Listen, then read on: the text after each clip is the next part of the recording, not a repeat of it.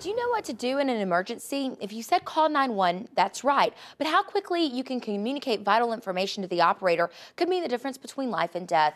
Brent Durkeen and Portia McBride are here from NorthStar EMS to tell us more. Thanks for being with us. Thank you, Claire. Thank you. Great. Well, let's start off by talking about EMS. WVUA and EMS are now partnering up. So tell us a little bit about this partnership. Well, in the recent month, NorthStar EMS was fortunate enough to be selected by the city of Tuscaloosa to serve as the city's sole ambulance provider. So as part of our commitment in that process, we have committed to working with our media partners to provide information to help our citizens understand a little bit more about injury and illness prevention strategies, and certainly to educate them as much as we can on EMS and how to access it if indeed they need an ambulance to arrive to provide medical care and transportation services.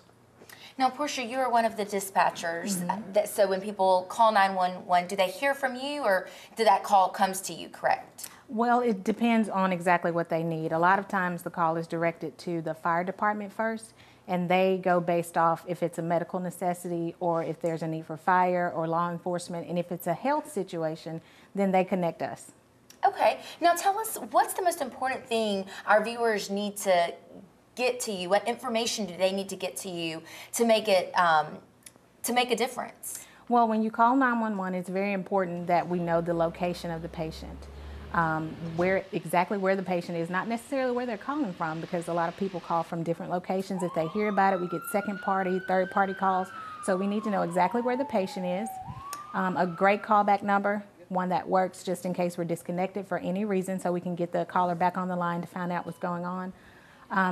The chief complaint, which is exactly what's going on with the patient, what is the reason for the call. The age of the patient is very important. And also if there are multiple patients, we need to know that so we can help. And also just the medical history. How quickly can an ambulance get out onto a scene once they receive the call? Claire, NorthStar has pre-positioned resources throughout the community, so we have many ambulances on duty at varying hours of the day. And our goal, based upon the new strategies that we've been working on, is for an emergency to try to be there within 9 minutes or less, 90% of the time. So that's an aggressive strategy, and we work very hard to accomplish that goal on a daily basis.